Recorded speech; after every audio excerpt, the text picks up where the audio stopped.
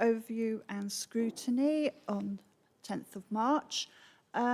Do we have any apologies and substitutions? Councillor Ellis? Yes, thank you, Chair. We have an apology from Councillor Graham Pope. Substitute is Councillor Michael Payne. Thank you. Thank you. Any others? Councillor Apologies Smith? from Councillor Lorraine Brown. Thank you very much. If we move forward to the minutes of the meeting that was held on the 13th of January, are there any matters of accuracy?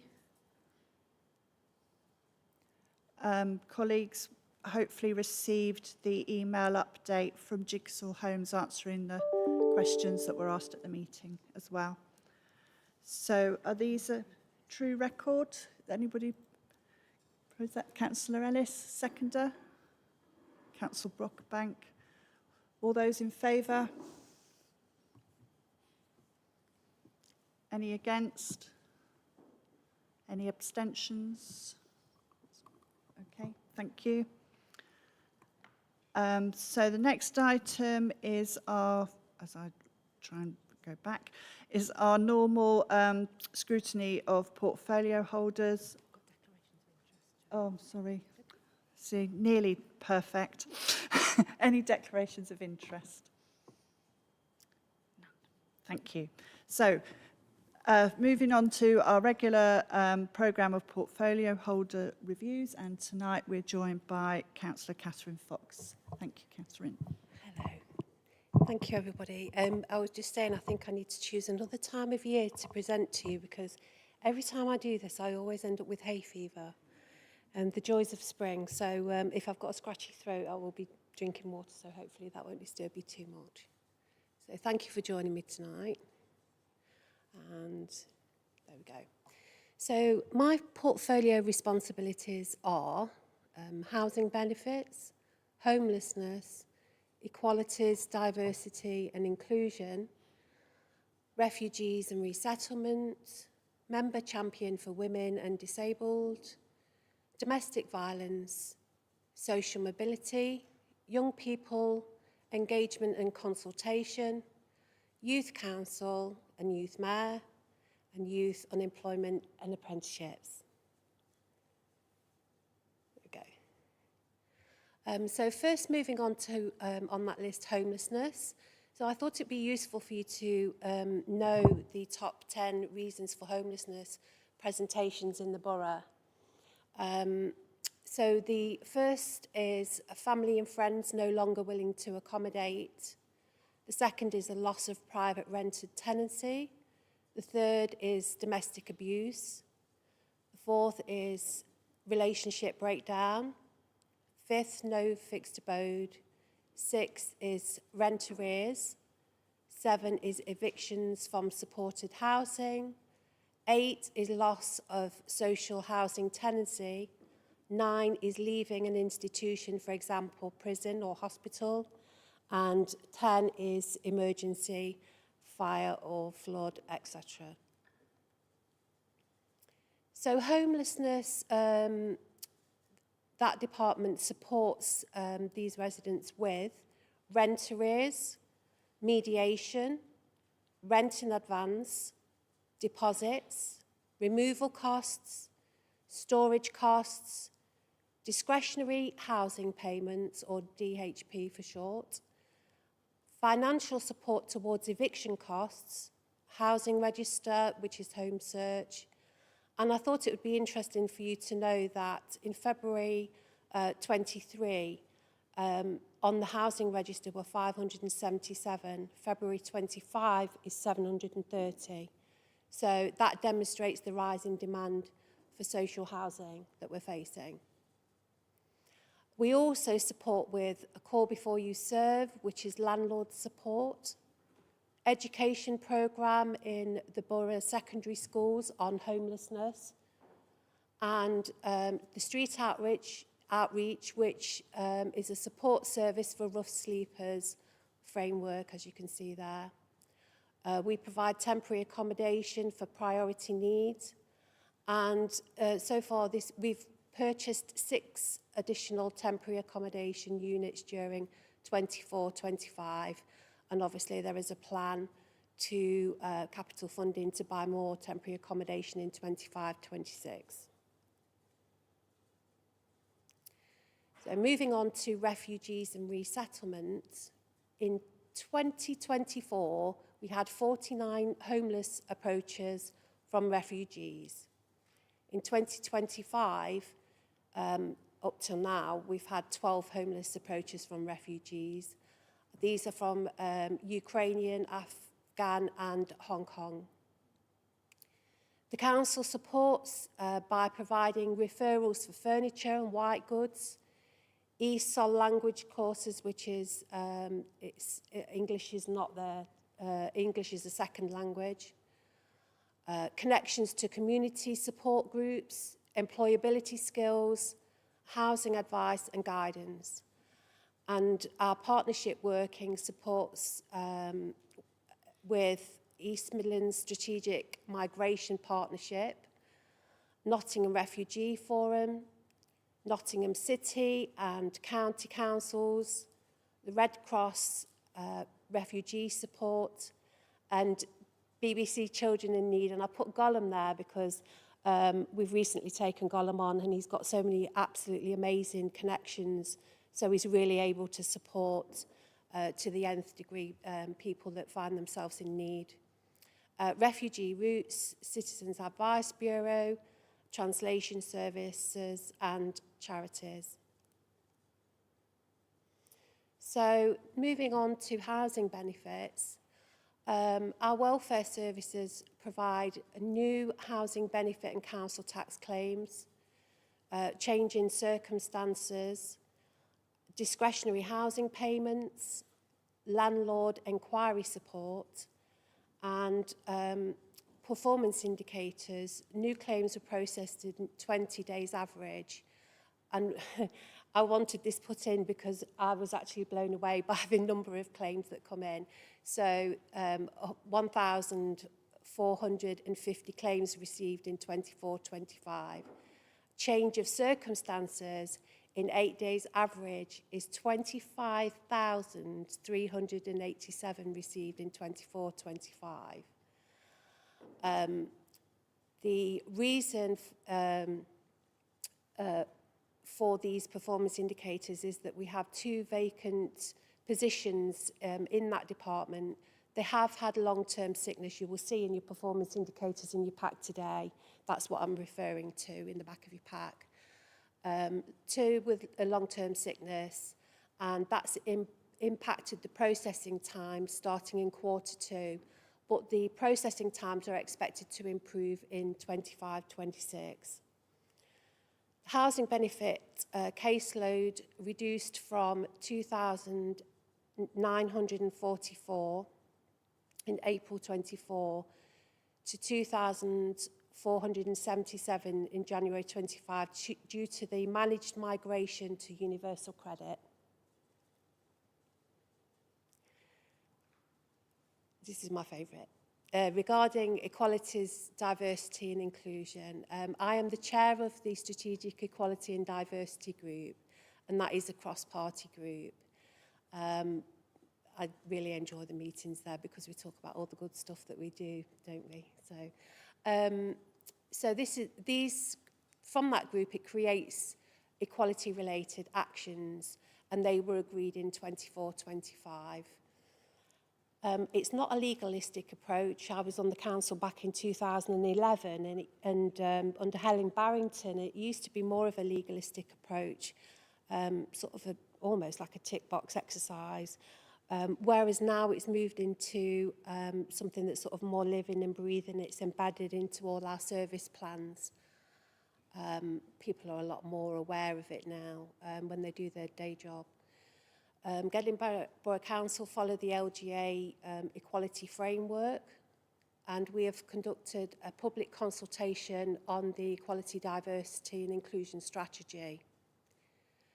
We've created a staff inclusion group called GIGS, and they have created a staff survey, and that's recently been completed, hasn't it, Emma? And that will, so Nick Bond and yourself have been working on that, haven't you? and you report into the SEDGE meetings. Recommendations from those staff surveys will go to SLT, and then from that we'll see if there's anything that we need to do. I've met with the BDO internal auditors along with Fran, and we've received positive feedback on the internal audit that we've done. And from that, we have created actions that we will be working on. Also, we have been in contact with the LGA to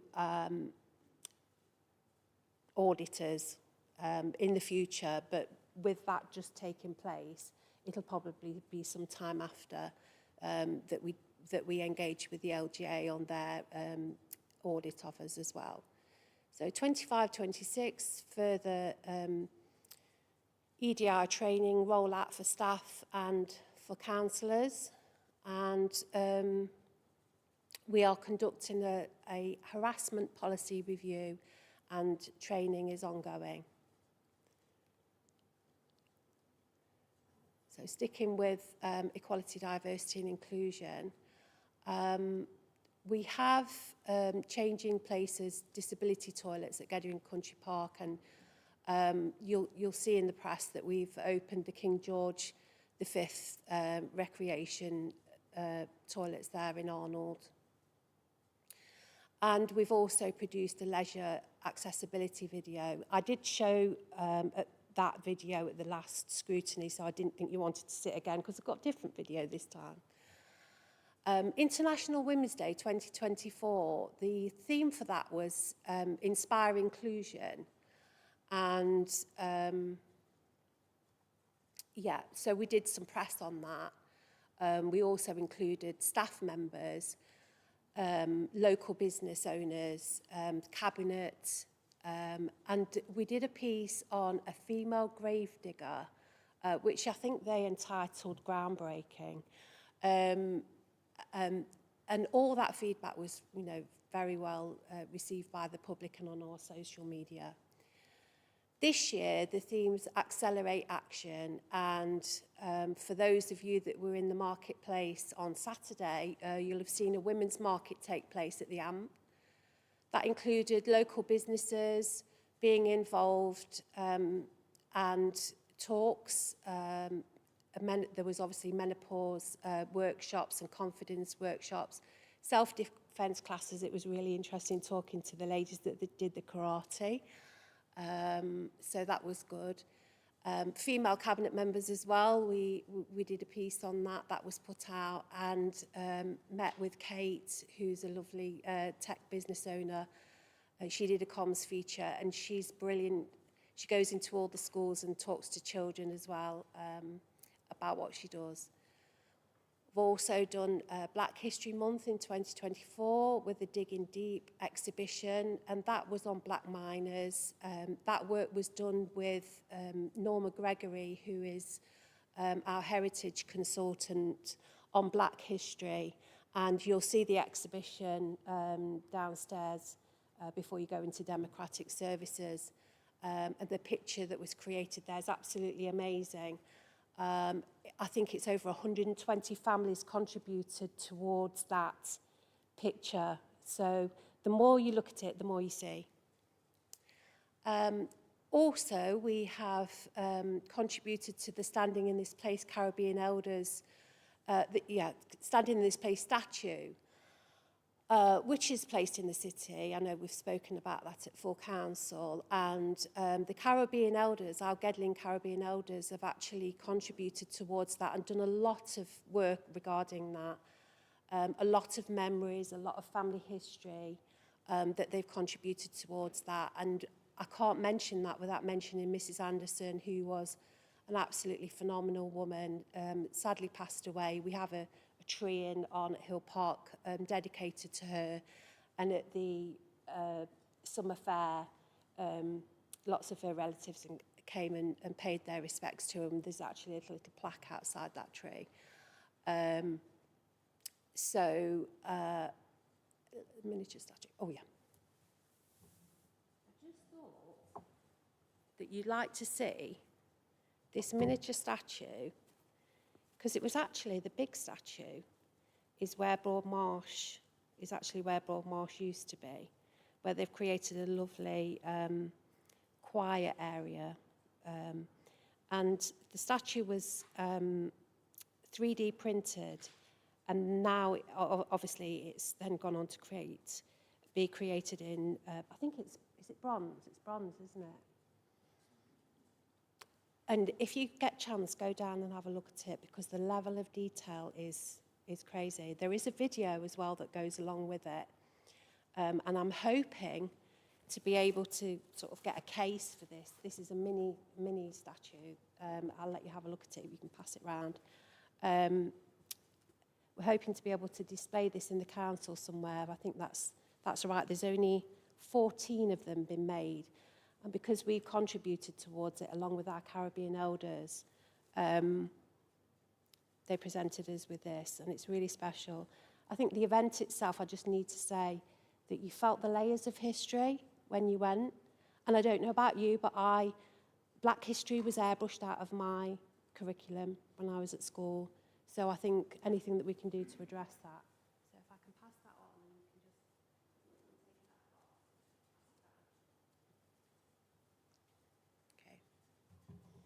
Okay.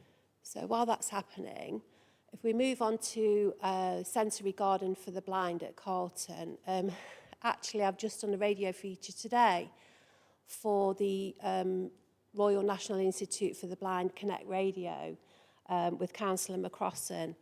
That park has been upgraded, and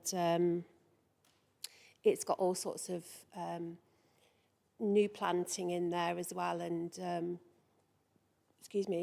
like rubbings, so that people who are blind or partially sighted can trace their fingers around it. There's carvings there as well. The guide dogs really love the plants. Also there's like different sound elements to it. So if you get a chance, perhaps go up and see that. People that aren't partially sighted and blind enjoy it as well.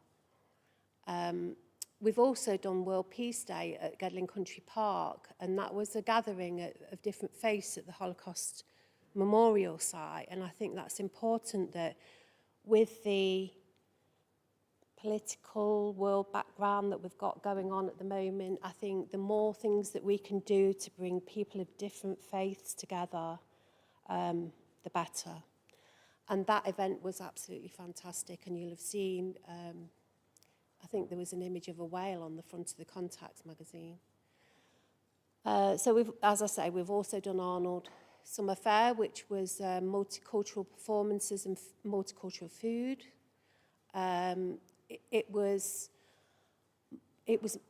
We created accessible sort of pathways, which was better for older people and people with disabilities.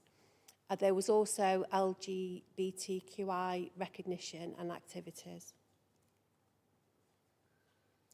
So moving on to disability facility grants.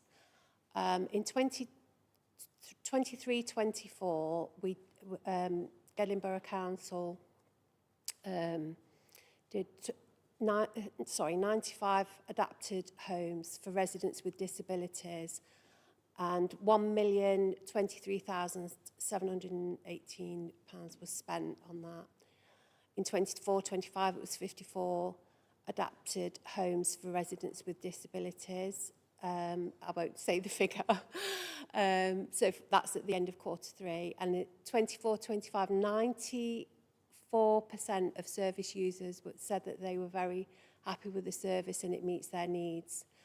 This was also featured in the Contacts magazine, which you can just see there, and that's to promote the service, to let people know that it exists and that they can refer for that.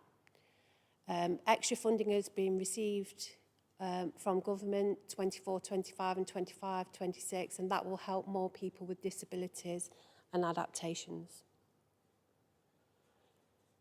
Moving on to domestic violence. So we work through the Domestic Violence and Sexual Abuse Violence Delivery Plan with Inspector Mark Stanley, who has moved on. I can't tell you how valuable he's been to us as an inspector. He's got such an interest in young people as well, and making sure that they're on the right path, and also women and girls, kept us very well informed on any events that happen. And now Inspector Heather Harding. I've set up regular violence against women and girls, for short meetings. This is without public protection, not police. We cover our latest updates and actions, and we work through those. I want to make sure that we don't just pay lip service to this. It can't be that. It's got to be something that where you have actions and then you have regular meetings so that you can measure those actions and make sure that they've been done. I signed Gedling Borough Council up to the Vogue strategy in 23-28, and I attended the launch event of the strategy with the Police and Crime Commissioner and Public Protection and partners, and I met survivors and families of domestic violence crimes, which was very impactful and powerful. Equation delivers what they call great training in all our borough schools, and there is a long list. Anybody wants the list to see what schools they've been into, I've got the list. I can provide you with that. We have regular staff and counsellor training offered in person and online, and it says plea there, and the reason for that being is what I've tried to do is make sure that we have training offered on this subject very often, regularly at different times, in person and online, because I appreciate that counsellors, most people tend to have a day job. But uptake has been quite low, and we tend to see the same faces there, and I know it can be very difficult, but I will continue to put those invites out. I think as representatives in the borough, you may have somebody that comes to you, discloses something to you, and you may not know what to do unless you've sort of had some training on it. So that will continue. So, yeah, just a little bit about DAHA. Paul's face, I can feel Paul's face behind me. Paul is going to be responsible for the delivery of that, or the monitoring of it. It's the Domestic Abuse Housing Accreditation. That's us working with Juno. This has come into us sort of fairly recently, hasn't it, Paul? The work on that is ongoing. It's come into us sort of from a planning angle, so that the local authorities that we deal with from that are all on the same page. So I think Broxtow's been through it. Ashfield's going through the process. We are going through the process, and I think we've just started to put out the staff survey, haven't we, on that? We spoke about that today. And so Gedling's doing it now, and it should take about 2 years. We've also got the Sanctuary Scheme, which is match funded with the County Council to provide and fit security measures to ensure survivors can stay in their own home. Not every survivor wants to uproot and move somewhere else whenever something happens. They want to feel safe in their own home, especially if they have children. So there's all sorts of measures around that we can support with. Okay. So to continue, Phenomenal Futures are one of our partners, a valued partner, actually in Arnott Hill Park. I've signed a letter of support for them so that they can access funding with the leader, and they have actually managed to access further funding because of that. We also have a grant agreement with them, that they provide a service to people in the borough. They also partake in events with us, and Hilary Brown, who is phenomenal, she worked with me at Carlton Town Football Club, and the Carlton Town Football Club were brilliant as well, in publicising White Ribbon Day, and we did press on that and we raised awareness. We've also done Say No More Week. That was done with Calverton Miners Welfare Football Club, and the video for that will follow. We've done White Ribbon at Full Council last year and this year. I think it's about raising awareness as well, to show that elected representatives do support this. The Youth Council has been involved with over 16s domestic violence workshops. That's actually with Phenomenal Futures. And Amy, who comes along to our Youth Council meetings, has also cast the net wider to other youth councils for over 16s so that they can join in the workshops as well. Because young people are very conscious of either themselves or friends that may be suffering this, and they want to find ways in which they can support and raise awareness. I wanted to put together a Gedling Borough Council Civic Centre information board. You'll see there in the picture with helplines. Because I think when you come into the Civic Centre, it can be quite confusing actually. You've got J9, you've got Ask Angela, you've got Juno, you've got Equation. You've got all these different, we've spoken about it, haven't we, Fran? You've got all these different organisations doing their own thing. So I thought if we put it in an information board, there's key rings on there as well, and little take-home helplines. That includes LGBT plus as well. So that was quite helpful. I also made sure that that same information was provided to all our hubs in the outreaches that we do all over the borough. And also, I've made sure that we put the helpline numbers in male and female toilets. We've also put the helpline numbers in the support booklet that the communities team have created, and it's also on the Gedling Borough Council website.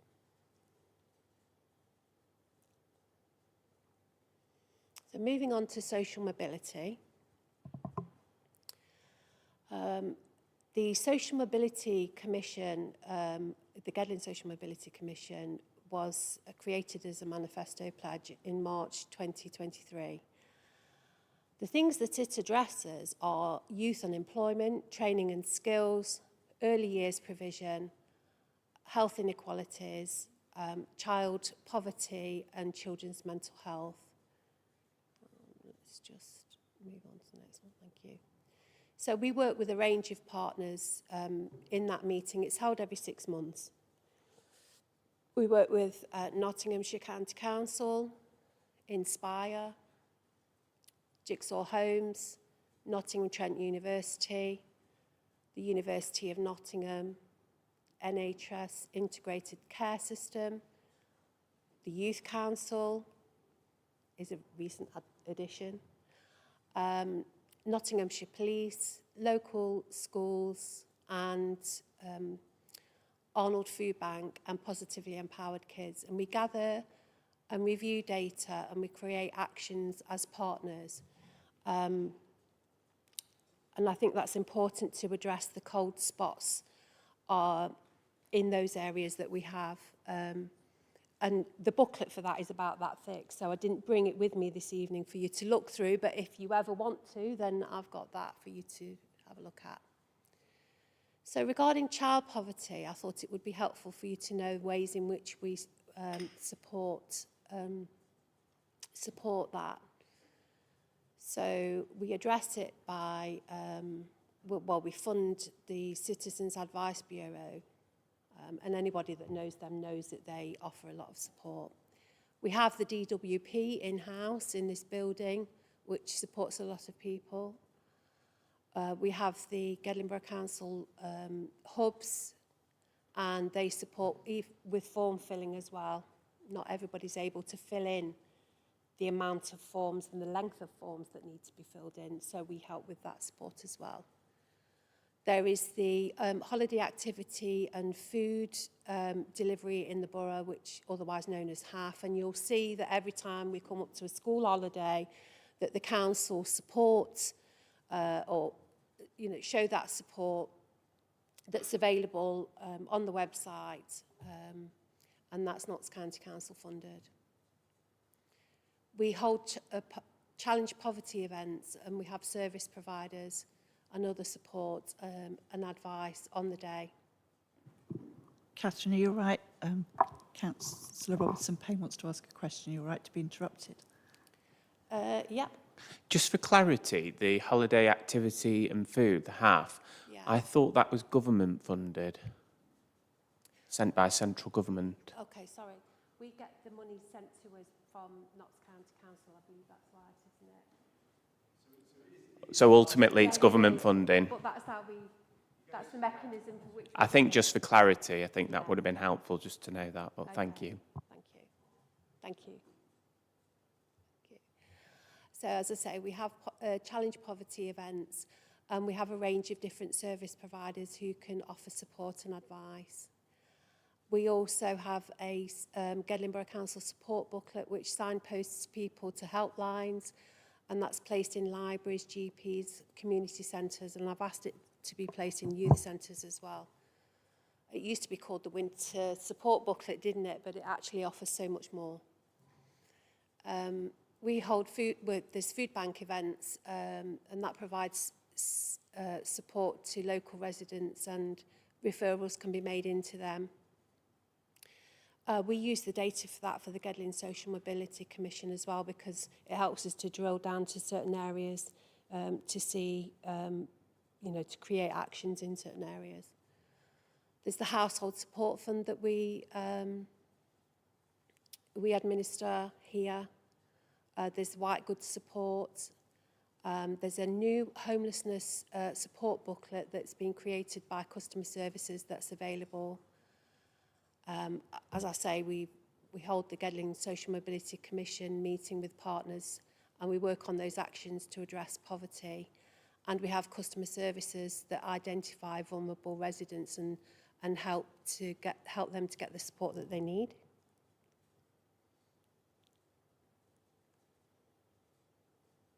Okay. Youth employment and skills support. We hold recruitment and job fair events. In April 24, we had 26 exhibitors and 194 attendees. In the job fair that there was in September 24, we had 30 exhibitors and 238 attendees. We had an apprenticeship fair in February 25, and we had 30 exhibitors and 200 attendees.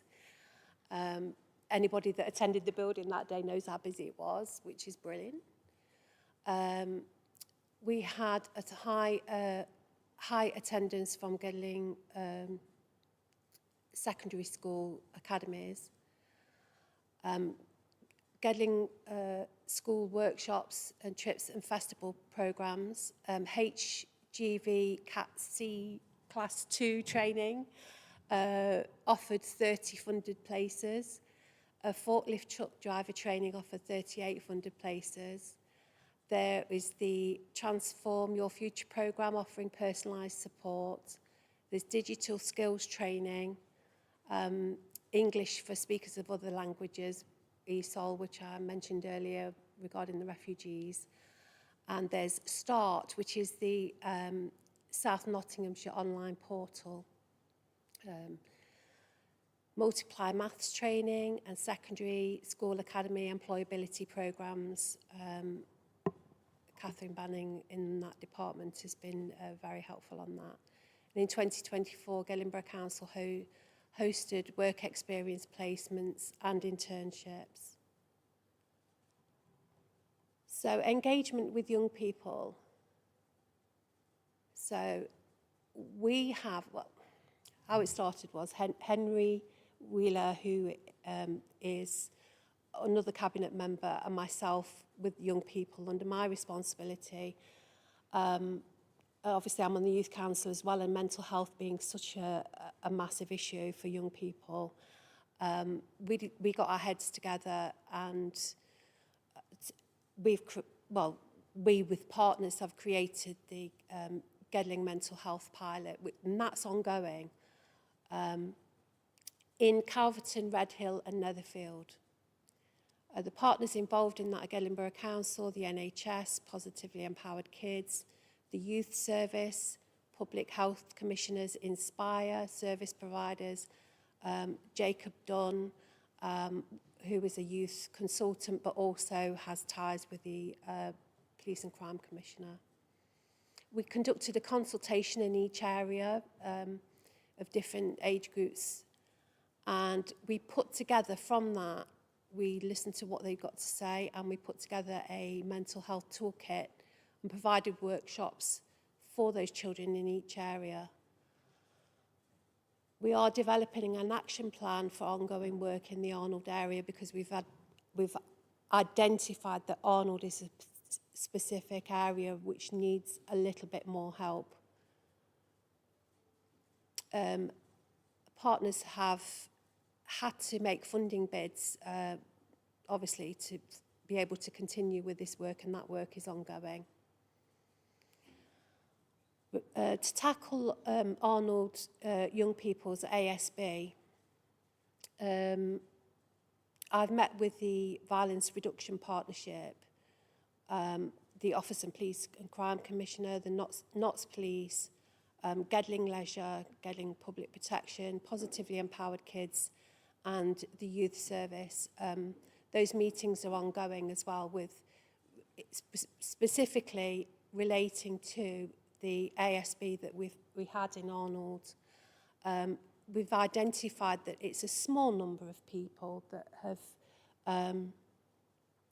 have been causing the problems, but that those young people have had mental health issues and usually have school exclusions as well. So we've created an action plan, and the results are positive from that so far. I've also sent a joint letter to primary and secondary schools with Henry to inform the schools on mental health funding that's available that they can apply for. And young people out of school activities budgets that I have funded with the money that I've got for my portfolio, which is not much, but I've been able to fund Skate Nottingham, skate jams in local parks, and young people's activities at events and murals and other arts. Oh, have I gone too far? Did I go too far? Yeah, okay. So regarding the youth mayor, which is Stella Clark until May, I think. What we did was we decided to do a youth mayor survey of all the mayors that we've had so far, and we reviewed the actions and recommendations that they put forward so that hopefully we can make things smoother, because it's a relatively new role for us, so that we can make it smoother for the next incoming mayor. So Stella did press at Arnott Hill Skate Park with myself. That was over vandalism, unfortunately, that was done to the pride painting of the skate park that we did. There was some graffiti on there, and she helped to promote people coming forward and just looking after the things that we create for people to enjoy. She's been involved with Phenomenal Futures domestic violence workshops, which is ongoing. She's attended the Armed Forces flag raising, the 3rd Woodthorpe Scouts campfire opening, Phenomenal Futures first year anniversary with myself and some of the members that were in this room. The Gedling Borough Council Alderman and woman ceremony, Arnold Methodist Church Brass Band fundraiser, Arnold Christmas light switch on, white ribbon events, with ourselves and Phenomenal Futures at the Civic Centre, which I know some of you here attended, which we had a phenomenal speaker there as well. The light switch-ons and Scouts visit to the council chamber. Thank you. So we held an inauguration of the new Youth Council intake in April 24 and the Youth Mayor in May 24. They have worked with focus consultants and economic growth and visitor economy, Ambition Arnold. So they've, I know that we've seen the consultation on Ambition Arnold, and they've contributed towards that. Norma Gregory and Hayley Sharp and Heritage Consultants, Notts Police, inspectors, the Violence Reduction Partnership, community engagement officers of violence against women and girls, and they've also contributed to debates on young people's safety. Nottingham CVS, that's run Spire as well. Phenomenal Futures Over 16's Domestic Violence Focus Group, the Social Mobility Commission, because I didn't want it to be, or we didn't want it to be, that was a group about young people, but without young people's voice on it. So we recruited Fatima from the Youth Council, who is now a voice of on the Gedling Social Mobility Commission. We've also had at the meetings planning. She's also attended the Carlton Towns Board. She works with positively empowered kids as well on mental health. The Notts County Council Youth Service and Family Hubs, and Gedling Leisure as well. Oh yeah, comms activity. I will flick through this quickly. So, as I've mentioned earlier, this is the piece that we put in the press. This is just a review of the press that I've done to raise awareness within the responsibilities of my portfolio. So that was International Women's Day 2024 with the cabinet members. Okay. So that's the Say No More week where we advertised the information board, and that was in collaboration with Notts Police, and advertised Juno, Women's Aid and Mankind as well, because obviously men can suffer domestic violence too. I was involved in the external comms for Love Parks Week. And that's also the work that the Youth Council have done with that's from the inauguration at the bottom. The top one is the most recent one done with, you can see Stella there and the Youth Council members, and that's the work they're doing on domestic violence going forward. So that's about the skate park, and unfortunately you can see the vandalism there, and they had to repaint that 3 times because the amount of language. And actually comms were brilliant on that, because they said, whilst ever we have to, to suffer this sort of abuse in this way for people that are LGBT+, that's the reason why we continue to do what we do. That's about the mental health workshops and the partners. The Arnold Summer Fair, as I say, that involved people from different cultures. And I think to myself on equalities, you can see, that there's been change on the inside of a organisation when you can see the outside change. That's Black History Month, and that's the picture that you'll see displayed. There's also going to be a film in June at the Bonington.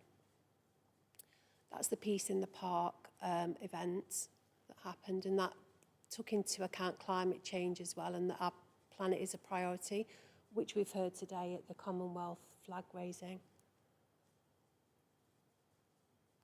So that's the White Ribbon event that we did, collaboration with Phenomenal Futures. That's the one at the bottom with the speaker. And obviously the top one where we've got the full council involved. Yeah. And this is a video that we created this year. This is with Calverton Miners Welfare Football Club.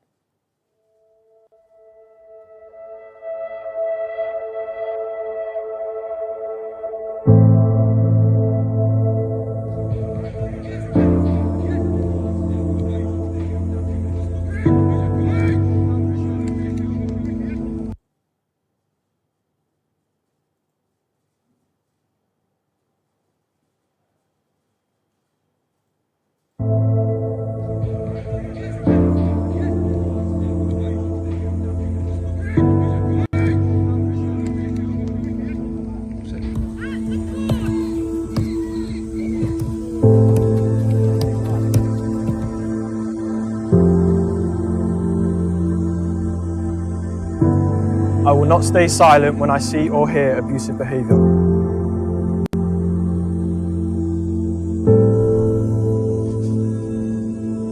I will listen to women and believe their experiences.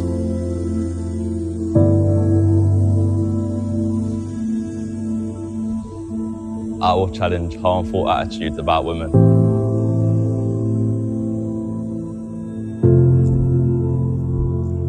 I will be a role model for younger boys.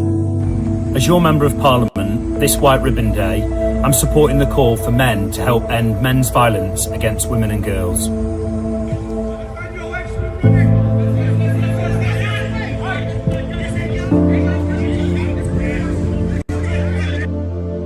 It starts with men. Take the pledge, be part of the change.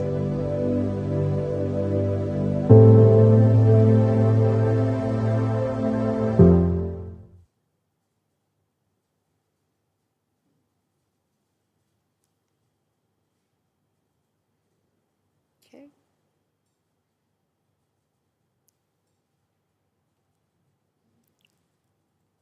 Oh. So that video was put out on all our social media, and hopefully it will have been impactful. There we go. Well done. Well done. Yeah, hopefully that will have been impactful, and we will continue, especially now that we have DAHA and the accreditation there that we are working towards over the next 2 years. Everything that there is possible for this organisation to do regarding publicising and raising awareness on that, we will do. This is about the Standing in This Place statue, and there it is. And it's absolutely wonderful. And I say, you go to that event and you can feel the layers of history. Also, we have a quote. There's a big board. It's actually bigger than that. It's probably about that big. And Gedling Borough Council have a quote on there as well. And that's, as I say, that event's champion diverse voices.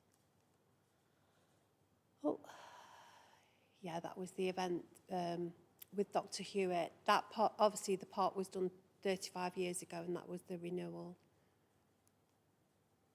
Oh.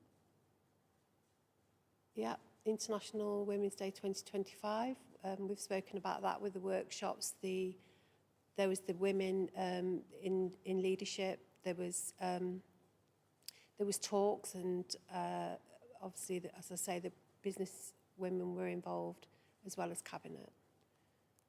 And also there was a comms put together a piece on Stella's Youth Mayor work. Oh, is that it? Okay. Thank you. Thank you. It was really interesting to hear all I'm the sorry work it was that's so been long, going on. but you know. Thank you. Are there any questions? Yeah, Councillor Smith? Thank you, and thank you for that detailed presentation. Lots of good work going on. Just on the DSG stuff, I think it's spectacular the work you and the team have done to renovate houses for elderly and disabled residents. As living in the community, every stat and analysis that's done, living in the community for as long as possible is much better. Yeah. Not only for your mental health, but everything about health and getting the support from the community rather than being in the usual care homes or other places. I just wonder, I was at the East Midlands Council Combined Authority board meeting today and asked a similar question. They're spending about 16 million quid on brownfield site development, and I asked them the same thing to ask you really, is what work can we do as a council to work with developers to make sure that they're not only building affordable homes, which we have a policy on, but also building homes that are already adapted for these. A, it saves the taxpayer having to go out and renovate them, and B, it will then encourage residents who may need that to downsize into these new properties that already have them adapted for them. So I just wonder what we can do through the great work you and the team are doing with DSG to put pressure on developers on that, particularly as we're renewing our local plan as well. Thank you for that question. Yes, I am aware that obviously currently the portfolio for sort of housing is with Jenny Hollingsworth. However, I am aware that Sam Palmer and the team that work on that scheme are in conversation with developers about making sure that there are some properties available that are so that we don't have to spend money on adapting them after they've been made. So if there's any further information that I can give you on that, then I can get that sent out to you. I'm very happy to do that. Thank you. Councillor Payne. Thank you, Chair, and thank you, Councillor Fox, for what was a very comprehensive presentation. Just following on from Councillor Smith's point, I think the work that you do around disabled facilities grants, the team at the council here is commendable, and I hear about it on a daily basis with constituents writing to me, and I'm particularly pleased to see that the allocation from government was £623 million nationally in 23-24. It's now £711 million, so a significant uplift from central government, which will have a real impact on the lives of individual residents. And I think the allocation, I'm right in saying, for 2025-26 for Gedling is £1.47 million, which is obviously a significant uplift from where we've been in recent years and will help the team have a real impact. So, yeah, more power to your elbow. I think it's excellent work you're doing, and I'm pleased that the government has been able to stand behind you and continuing that good work. Yeah, thank you for that, Councillor Payne. Yeah, that's true. We have had an uplift in the amount of funding that we have received from central government for that, and it definitely will help people who have disabilities to be able to stay in their own home, and it will enable more adaptation. So we welcome it. Thank you very much. Thank you. I don't think... Oh, Councillor Mortby. Again, thank you for such a comprehensive report. I know it was long, but it needed to be because of the content you were obviously providing. Again, sticking around the DFG route, which I have quite a bit of experience in. So the people we've been able to help, has that generally been people that own their own properties rather than a jigsaw property? Because I do know there's been a couple of issues with jigsaw being able to do DFGs within the statutory time. So I just wondered what type of properties we were getting involved with. I do believe it to be a mixture, but I am very happy to get all the stats to do with that to you. Yeah. Thank you very much. That'd be most useful. Thank you. And again, well done. Thank you. Oh, thank you. So now, oh, yeah. Councillor Brock. Thank you. It was just a quick request, really, because since you're going to be emailing extra things out, if we could get some more information about the white goods support, because I'll be perfectly honest, I don't know that much about it, but I'm not going to put you on the spot now about it. If we can get some more information after about how we can signpost people to it and how that works locally, because I know there's different schemes in different areas around the country, so how we can help to signpost residents, because I know there's definitely people around Gedling that could use that usually comes out of when we identify people that qualify for the household support fund. Those are people they most need, sort of like they need emergency money, really. They really haven't got anything. it usually comes out of that where they are then identified as whether they qualify for white goods. Obviously, there's a fund for that, and that can provide so many allocations towards it, but I'm very happy to supply you with more information on that so that, you know, I'm not sure if that's the sort of thing that we've covered in the household support booklet, but I'm very happy to email with you that information. Councillor Whiting. Thank you, and thanks, Councillor Fox, for your presentation. While you're emailing things out, could we have a copy of the presentation? Because there's so much detail in there. I was trying to take notes and gave up on about slide 3. No, and the committee appreciates it, I can assure you. Just coming back to homelessness approaches from refugees, I think you said there were 49 last year and 13 this year. You referenced, I think, the nationalities being Ukrainian, Afghan and Hong Kong.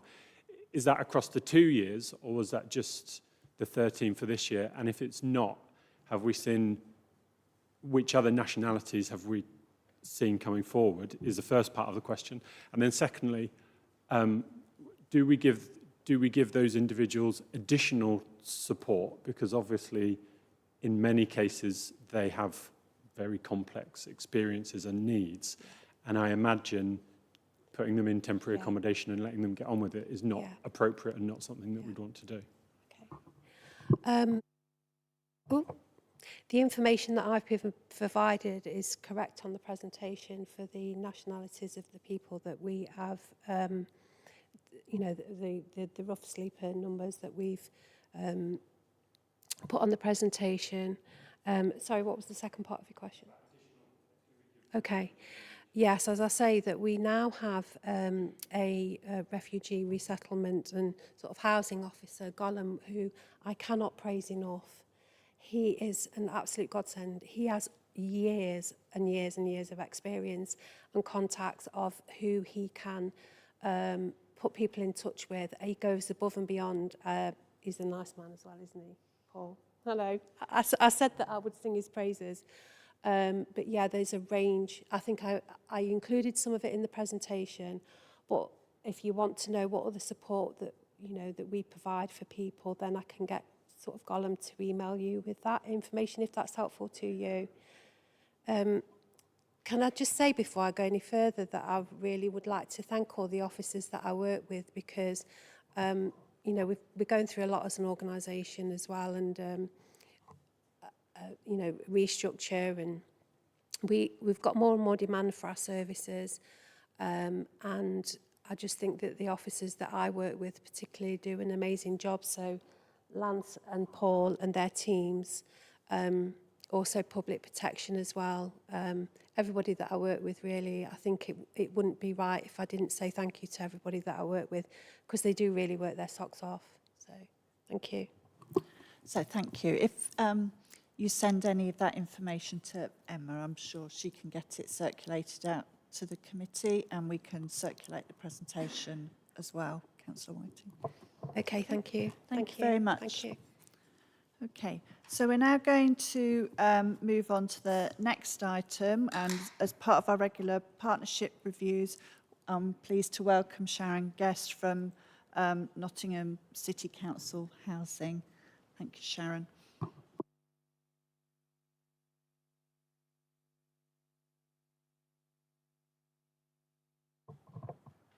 Good evening, everyone. Thank you for the invitation to come and speak to you today. I'm, as we said, Sharon Guest, Interim Director of Housing Services at Nottingham City Council. I've just got a few slides as a presentation. I hope that I've picked out the things that you might be interested to know about, but please do ask if there's any questions related or not to what we've got, what is included in the presentation.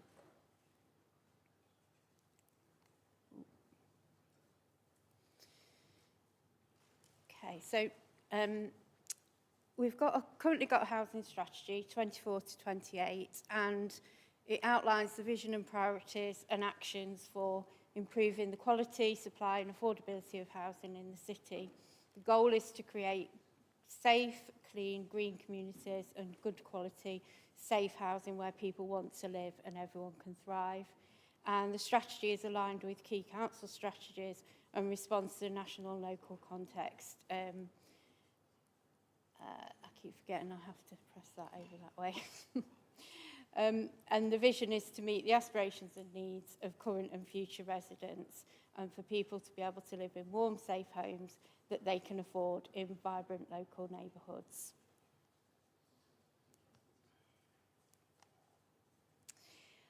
There are 4 main priorities within the strategy. So enabling housing-led delivery and regeneration and improving the housing standards whilst continuing to progress towards carbon net zero.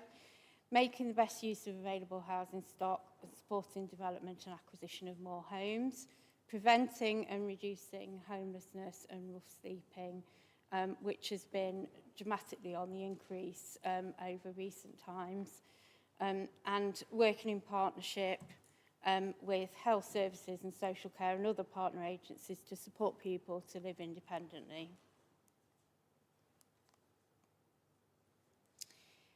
In terms of the local context, the housing market's changed nationally and locally.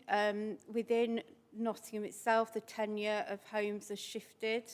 There is now more private rented sector homes within Nottingham than there are social homes. So that's been a switch that we've seen. And that is due to the number of social homes reducing by around about 20% since the late 90s.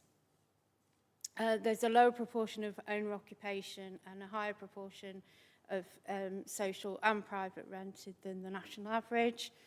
Homelessness and the reliance on bed and breakfast accommodation has really surged over the past 4 years.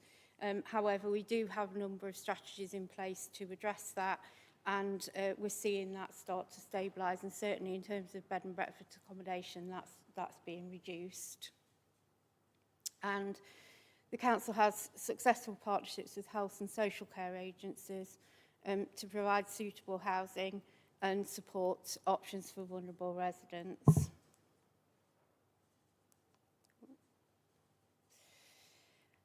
There are a number of challenges that are being faced. Financial constraints, the council faces significant financial challenges, as I'm sure you'll all be aware, and limited resources to deliver the strategies and priorities. Housing supply and affordability is challenged. There is a high demand for affordable housing that exceeds the available supply, and the council needs to enable and support that development wherever possible for more social and affordable homes.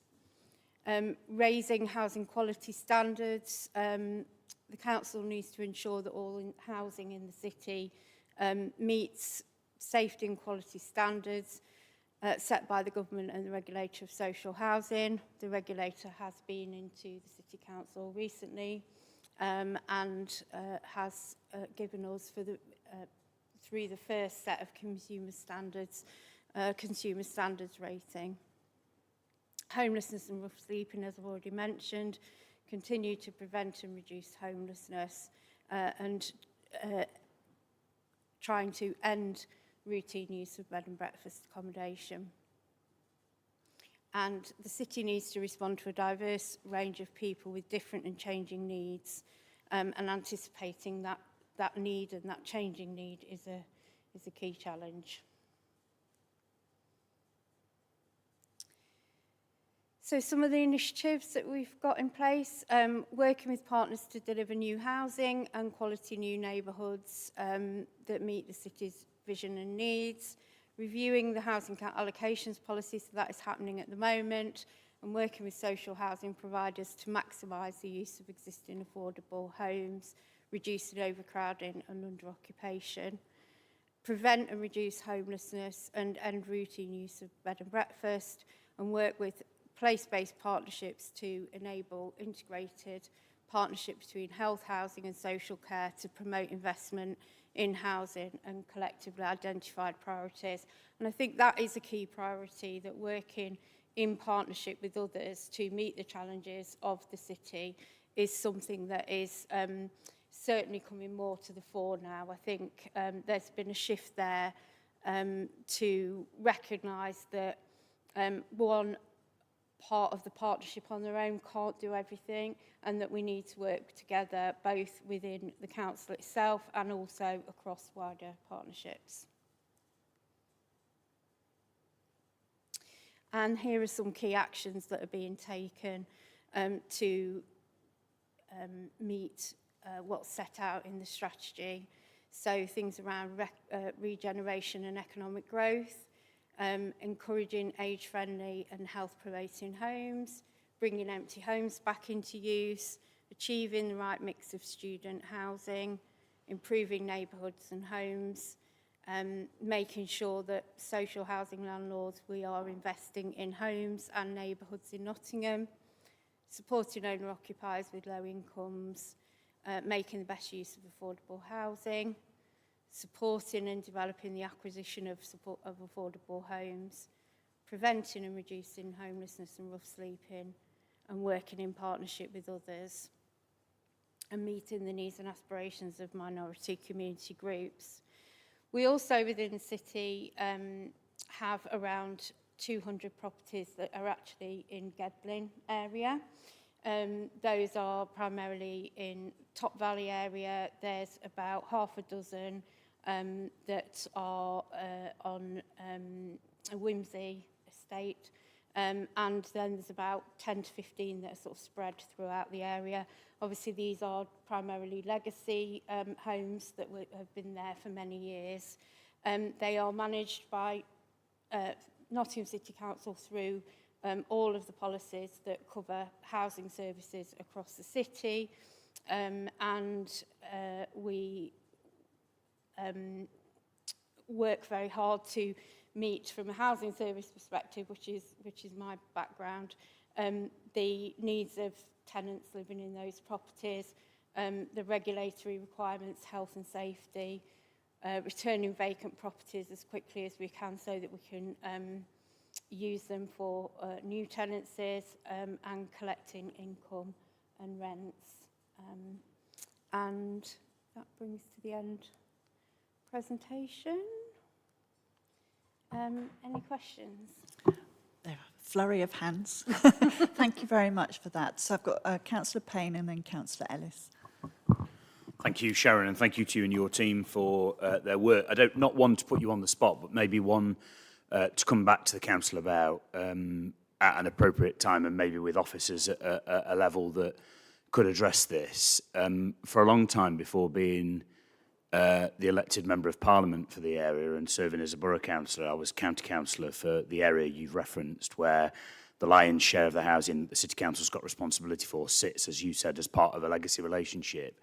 I think it's fair to say, without putting you on the spot, that that housing has oftentimes, and the neighbourhood that surrounds it, been out of sight and out of mind by those responsible, at times the City Council, but also at times City Homes and other agencies. And I and others, through the officers of this council, made a concerted effort to try and bring agencies together.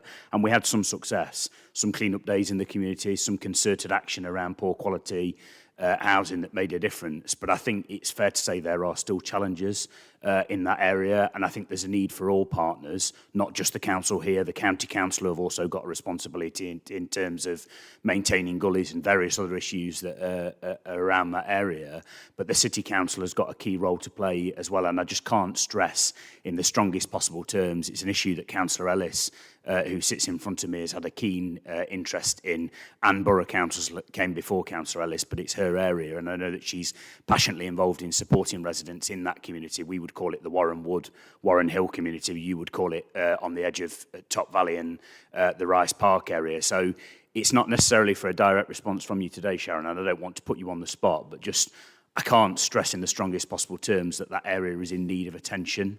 Historically, the governance of some of those arrangements has meant that city councillors have been represented, because obviously the lion's share of your social housing sits within the city boundaries and the legislation dictates how the governance works. And as I say, I go back to the start of my question, there's a risk that that area is out of sight and out of mind. So I just want to put a marker down to say that this is an area that I get written to a lot by as the MP. It's an area that I know that Councillor Ellis is keenly involved in, and I'm sure it's an area where we would welcome some engagement with your organisation at an appropriate time. Thank you, Chair. Yes, absolutely. I mean, as you say, there'll be others involved in that in terms of the kind of the relationship and the governance of that area. But in terms of my area being housing services, I work really closely with the Director for Property. We work together. We, between us, obviously are responsible for really all of the housing services that are delivered across Nottingham City's homes. And it's certainly not the intention to ever, you know, have any area that is out of mind or is not getting the attention. I think it's fair to say that there has been challenges around delivering housing services in certain areas, and we're certainly wanting to address that across all of those areas, bring up standards. You know, the Almo has come back into the council. There is different structure and arrangements in place, much more, I suppose, well, there's a direct governance of that now back in with the council, and I'm sure it's something that, you know, absolutely both parties would want to work on that. And please, if there's anything in the meantime that you do want to specifically send through to myself, please do so. Thank you, Sharon. Perhaps pick up a conversation and perhaps meet up outside of the meeting, but I'm grateful for your response. Councillor Ellis. Yes, thank you. And I'd like to thank you very much for coming here this evening and agreeing to talk to us tonight. I would concur with what Councillor Payne has said. It is an issue. It's been an issue for some time, to be fair. So I'm not going to repeat what Councillor Payne said, but I do have a query, or two queries really. One is that you're talking, and perfectly understandably, about partnership within Nottingham City. I'm interested in the nature of your partnership with Gedling and Gedling Housing, and connected with that, I understand that if you've got a tenant who is already your tenant, but who is living in the Gedling area, they can go on to your housing list if they require rehousing or something's happened that means they have to move. But my concern is whether there is likely to be, because I understand at the moment it's difficult for anyone who doesn't live in the city to get on Nottingham City housing list. But it strikes me that given that there are Nottingham City homes within Gedling Borough, there should be some kind of proportionate access for Gedling residents who aren't already your tenants to access that social housing. So I'd like to sort of put that to you, not for a response right now necessarily, but for something to be considered. And then secondly, to offer, if you require any involvement from Gedling Borough councillors, I'd be more than delighted to get involved and offer whatever support I can. Thank you. Thank you, and that's really appreciated. I think you're right, it is fair to say, and I've sort of alluded to it there, that there is a strengthening of partnerships that we can do, which have, you know, I can't speak for what's gone on in the past, but, you know, that's definitely something that we want to do. I think around the allocations, we are, as I mentioned in the presentation, reviewing the allocation policy, and I can certainly take that back and bring that up as part of the allocation policy review, which is literally happening now. And I think that, you know, it is really challenging in the city at the moment in terms of the Homelink register and the waiting list. People can access it. There isn't an issue with accessing it. However, there is an issue in respect of how long they will then wait for housing, which is, you know, a problem that we are absolutely experiencing, and we're working really hard through any means that we can to deal with what we recognise is a really challenging situation around housing supply and social housing and affordable housing supply that people can have access to. Councillor Roxanne Ellis.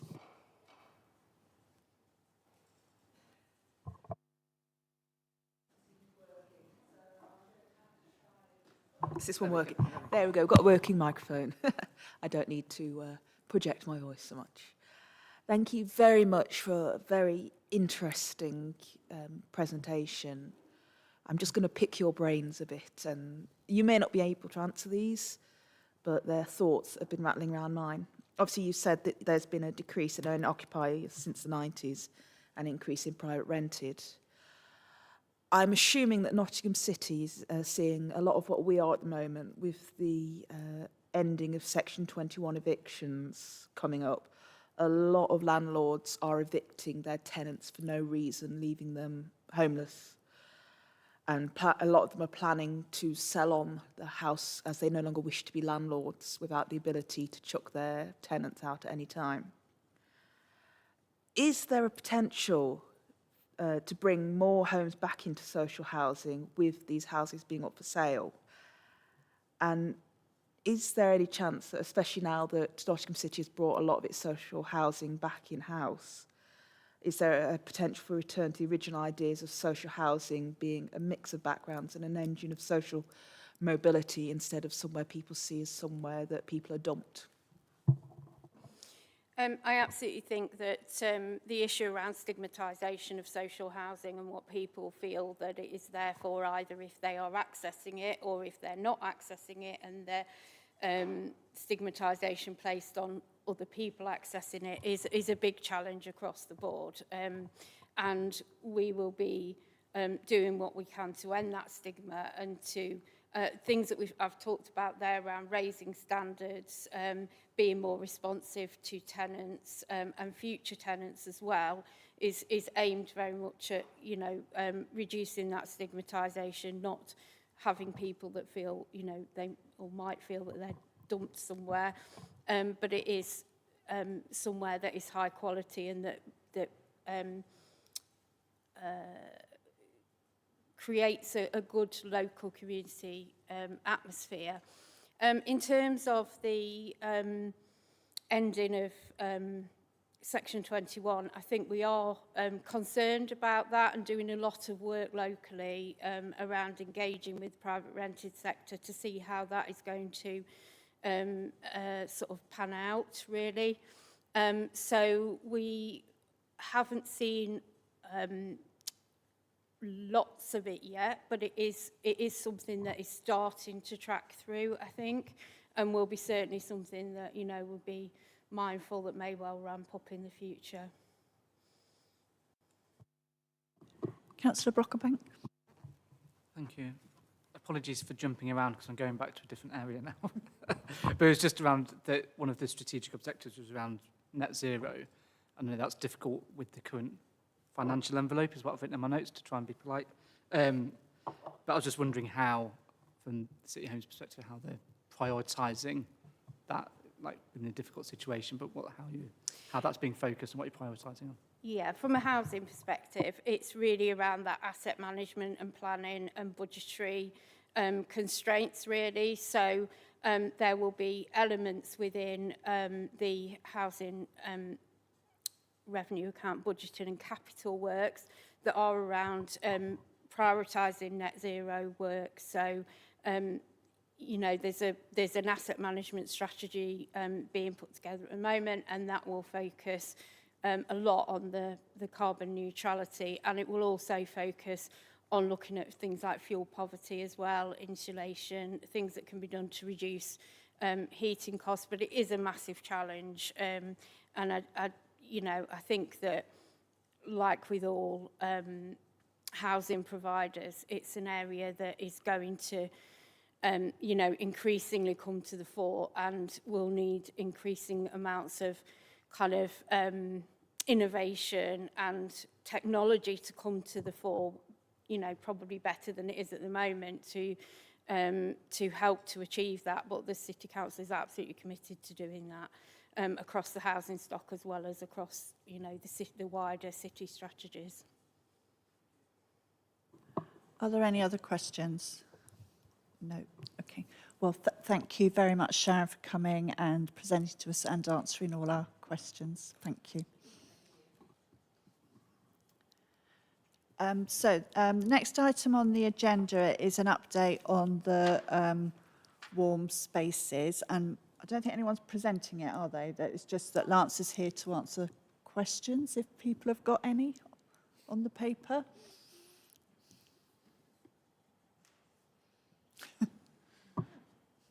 No questions?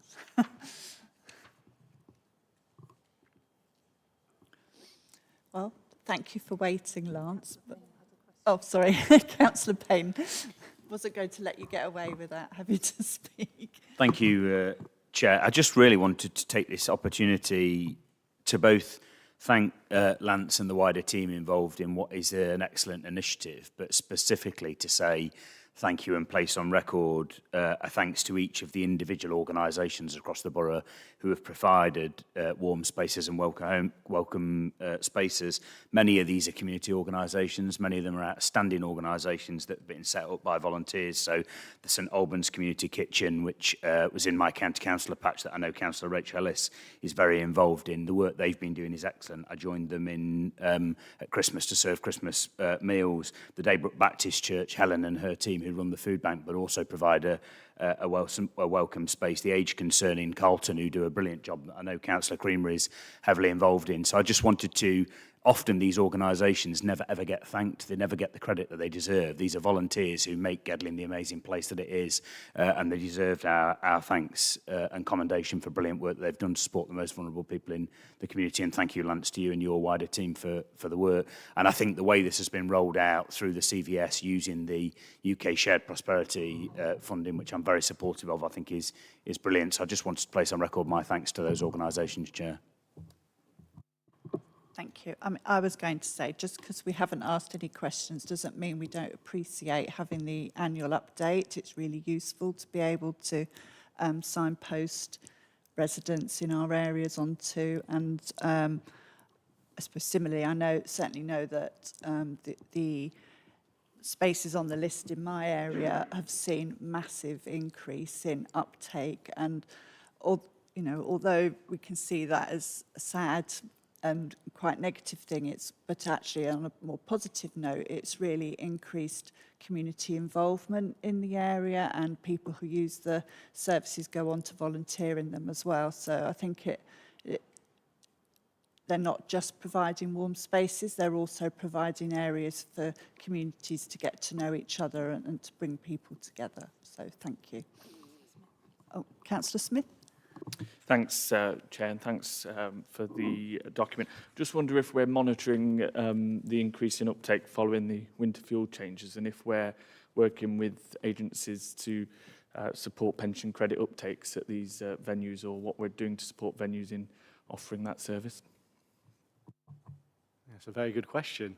Thank you. So in terms of monitoring the take-up, throughout the year we'll support new organisations who want to be part of the warm and welcome spaces. In terms of this annual update, we can see who's involved in that. I think there's a kind of wider piece of work really, and it's been mentioned about the voluntary sector. So we've got these spaces who are obviously accredited, if you like, as part of this, but then there's a whole load of extra groups and organisations who are involved in a lot of work supporting the community. And I think they're kind of at the front line, Councillor Smith, in terms of some of that need that's identified that you mentioned. So I think some of the key work that we do will be with the likes of Citizen Advice Bureau. So we grant fund them, but they do delivery through some of the hubs that exist. So they do work with a call centre at Calton as an example. Call centre enable residents to access their systems virtually to do kind of virtual engagement with CAB, and obviously that includes advice around their needs. So some of that will include issues around winter fuel now. Of course, what Citizens Advice do is they assess someone in terms of that conversation, and then they're able to identify what people can access, and also then help them to do that really through extra support. So What we've also got is the likes of Arnold Food Bank, who themselves are engaging with the likes of Citizens Advice as well. So in a similar way, although we're facilitating that through some of our funding, some of the community organisations are kind of collaborating. So we've got the voluntary sector groups who connect and actually jointly deliver some of those services. So people go to the food bank, but actually there may be needs around their, I suppose, their food insecurity. But actually what the food bank have been doing is actually identifying a financial need that Citizen Advice can come in and support them with as well. So they benefit from food, but also benefit gain and advice. So there's always more work to do, but I think one of the key parts about the work we try and do, we have a community hubs and partners network, which brings those organisations together. So we're the facilitators in a way, but actually that kind of strength of the voluntary sector that's been mentioned, coming together, you know, if we can help them just connect, you know, those resources can go further, can't they? Councillor Payne and then Councillor Ellis. Yeah, just to follow on really, Lance, I think it's a really interesting question, and I'd be really interested to know specifically why people do attend the warm hubs in Gedling, because of course I'm sure there are reasons around winter fuel, but I'm sure there are also reasons around escalating costs in people's mortgages over the last decade, potentially the massive increase in energy bills that nothing was done about over the last decade, maybe the fact that shopping has escalated out of control, or a failure to act on things like the bedroom tax by the previous government. So I think if we are going to dig down, it'd be really interesting to actually ask what the specific reasons are as to why people attend these warm hubs and what the age profile is. I can also say, just in reference to the question that was asked previously, that the take-up of pension credit is something that the Council is working proactively on. It's something I raised very early on as the Member of Parliament with the Chief Executive, and I'm pleased to see that in July, the government inherited a position where nigh on 880,000 pensioners were left not in receipt of pension credit who were potentially eligible. As a result of this government's action, we've seen north of 50,000 people now moved on to pension credit, and I think the government should be commended with working with councils like Gedling Borough Council in taking that action.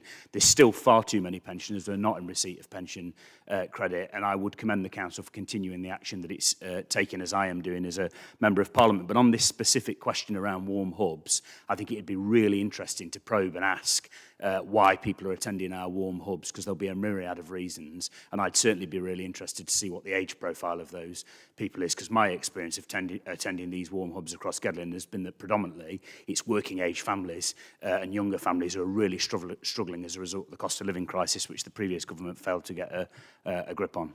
Thank you, Chair. Councillor Ellis. Yes, thank you. Building on the question from Councillor Smith and also from Councillor Payne, I want to thank the officers from the customer services who are running regular outreach services whereby they base themselves in various hubs, including Bestwood Village, the welfare warm hub, and are available for face-to-face, which for some individuals is much preferred, and it's hard to get in from the village into Arnold at times for some people. It is appreciated by the residents in the village, and they've done some absolutely sterling work. And long may it continue. It's much appreciated. And where they can, they'll support people, help them fill in forms and so on. Often online forms, you know, but it's about understanding and accessing them, but also referring on where that's more appropriate. So I think that's brilliant work. One of the things that we did, again, in collaboration with customer services, is leaflet the area over the winter to encourage pensioners who qualify to take up pension credit, and that was a very useful thing to do. Thank you. Councillor Mortby. Again, thank you very much for your report, and I'd like to also echo thank you to all these organisations. Without them, a lot of particularly vulnerable people or elderly people would have a different story to tell. What I'm concerned about and what I'm hearing on the door at the moment, and this brings me on to the question of what we can do as councillors to try and not only support these organisations, but actually try and support to raise more funds for them. because of the new welfare cuts that are particularly going to hit the more vulnerable people in our society. Yeah, so one of the challenges that a lot of the organisations face is obviously funding. You know, there's lots of financial constraints. So what we try and do is, where we do have funding opportunities such as the UK Shared Prosperity Fund, is actually try and passport some of that down to the grassroots in the community.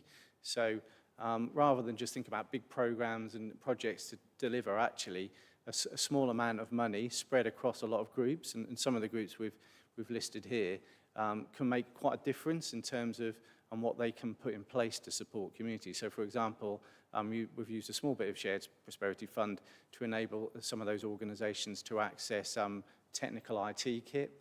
And what that does is it gives them some kind of small bit of provision where they can then work with communities around accessing digital information, signposting as well. So I think that's a really key thing. The other thing we're looking at is, and it kind of relates to some of this conversation and how people access services, and there's these physical places, customer services are present in some of these places, so we work as a council with the hubs.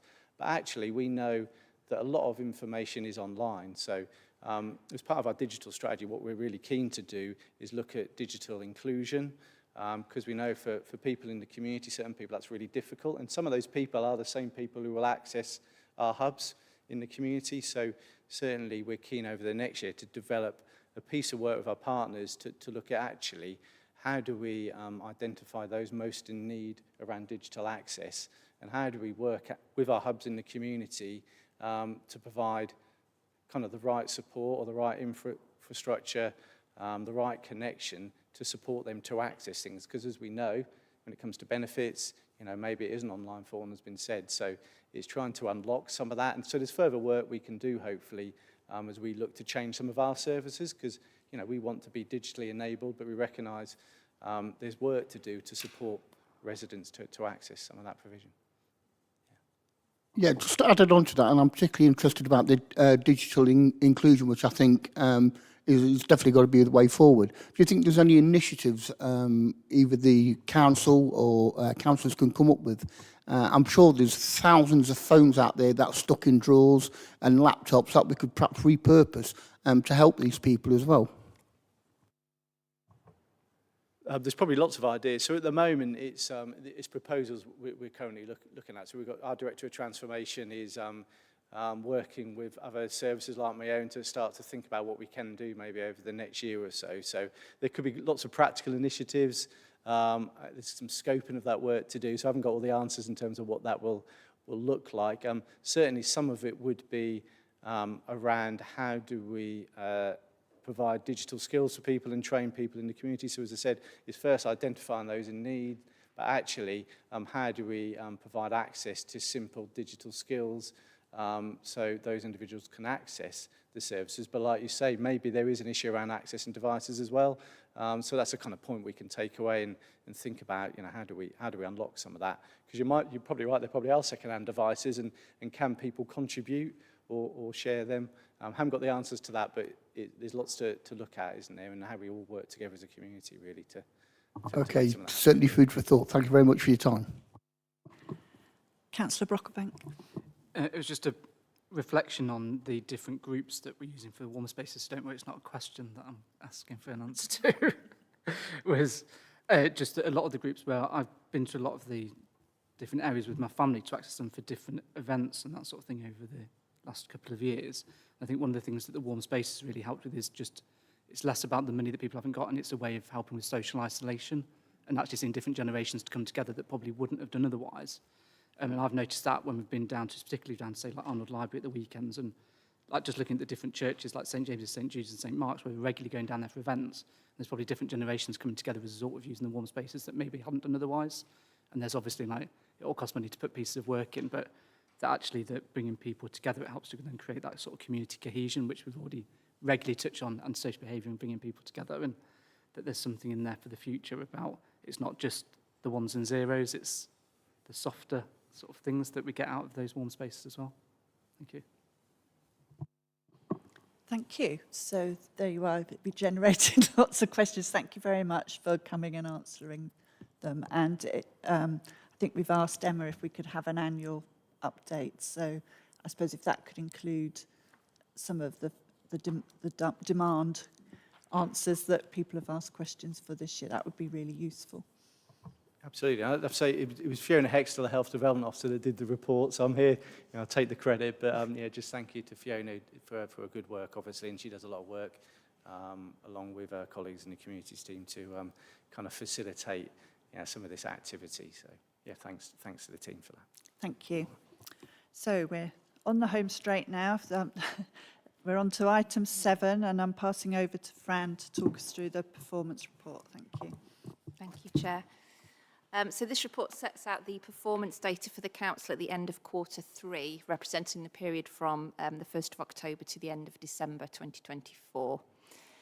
So starting with actions, there were 96 actions currently active in the Gedling plan for delivery during 24-25. As at the end of Q3, 25 actions have been completed, with the remaining 71 either in progress or assigned to an officer for delivery. The 25 completed actions are listed for reference in paragraph 2.2 of the report. In terms of performance indicators, there are 30 indicators, of which 14 were either on or above target, 6 have missed the target, and 2 with no data currently available. There are 8 indicators that are for data tracking purposes only. And interestingly, because it's relevant to the points that were just made, I've just checked one of those data tracking indicators in relation to, because we do track attendance at our community hubs. So that's not all the warm space hubs, obviously, but the Gedling community hubs that are run at Bestwood, Calverton. And the attendance there is, and Carlton, sorry, there's 600 up to the end of Q3 attendances across those sites. The table in paragraph 2.4 shows examples of particularly positive performance, and I want to draw your attention to 3 of these. Firstly, reporting again the number of visits to our leisure centres, which continues to exceed expectations. We've achieved a figure of 302,000 visitors this quarter against a target of 263,000. So our attendance at our leisure centres and performance of our leisure function continues to grow. Exceptional performance by our revenues team, where the percentage of both council tax and business rates collected at this stage of the year is well above target. Also, the planning team have had a successful quarter with 100% of major planning applications being processed within 13 weeks, coupled with above target performance for both minor and other planning applications. The reasons for the indicators that have missed the target are set out in paragraph 2.5. And one of these, which was also mentioned by Catherine Fox earlier, Councillor Catherine Fox, is the average time to process new housing benefit claims and housing benefit change in circumstances. This has missed target, and as was alluded to, there has been some sickness and absence through the team. But this is now being cleared, and we anticipate this will be back on target next quarter.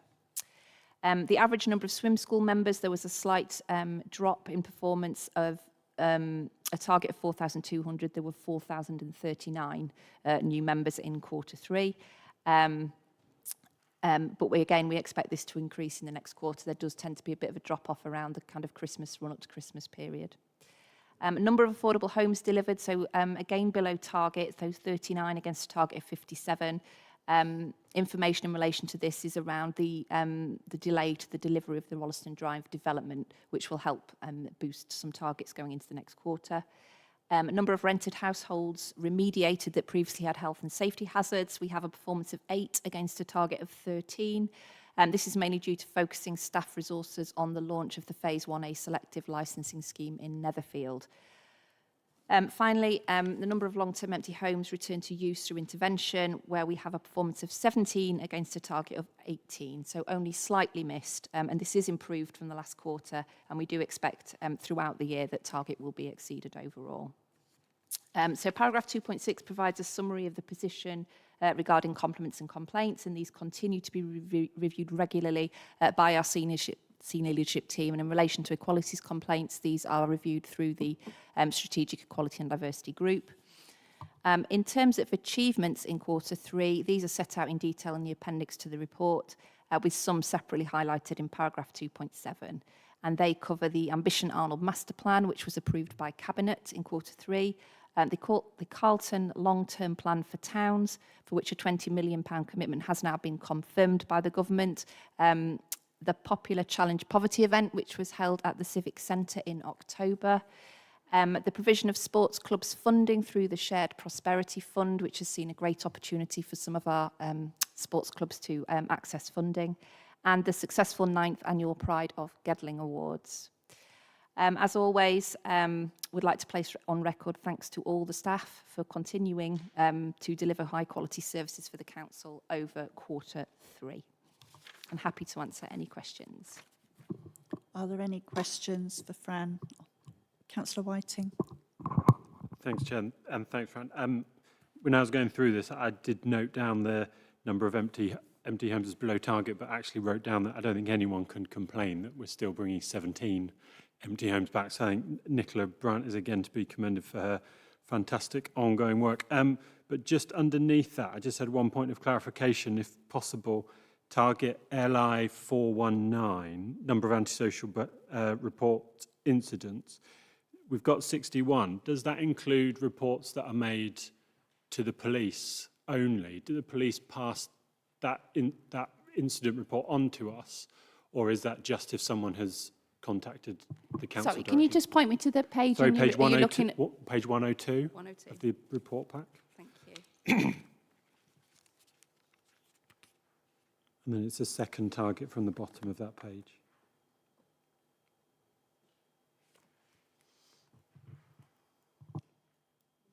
I don't know directly the answer to that. I can verify that with public protection. It's my presumption that this is reported to the council, not through the police to the council. So this is directly to the council. That's what I assumed, but so I guess my question is, do the police report incidents to us?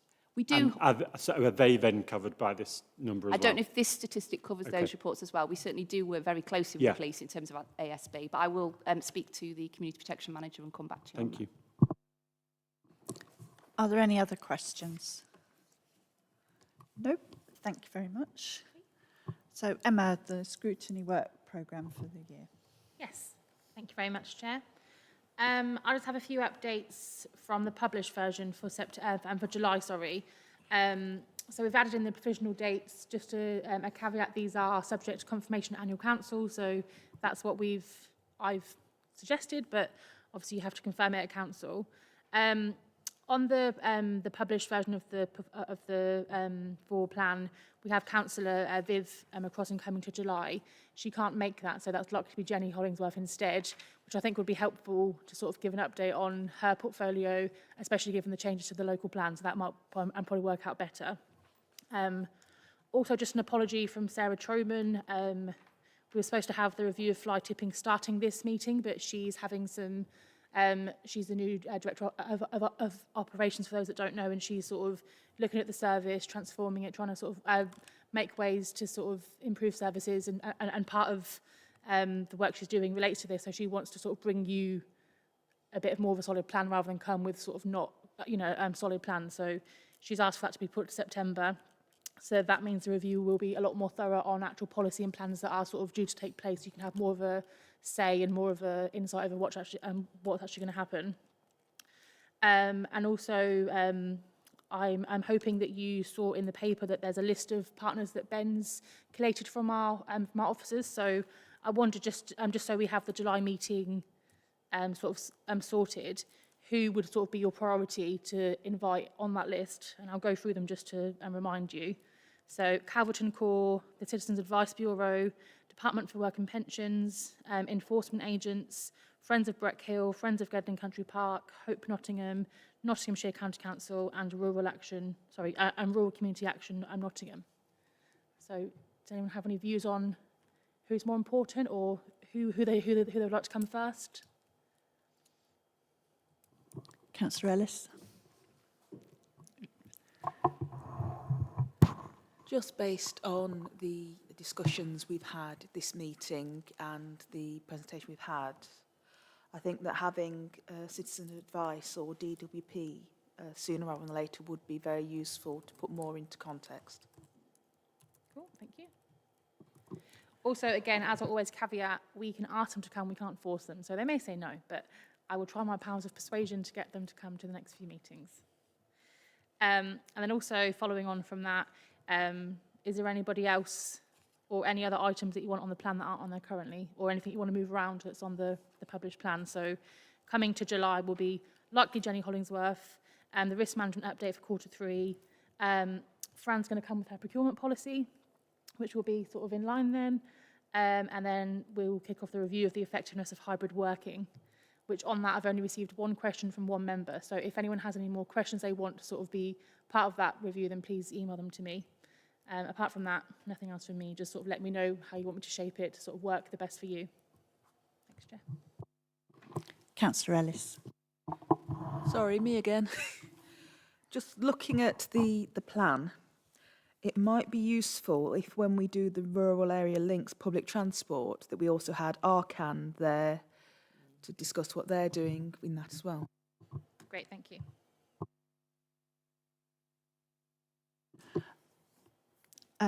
I was just thinking that with you having the Friends of Gedling Country Park on the list, and knowing that it's quite controversial about the car parking charges, whether it be useful to delay them coming, and then we might also be able to see if visitor numbers have been impacted. Thank you.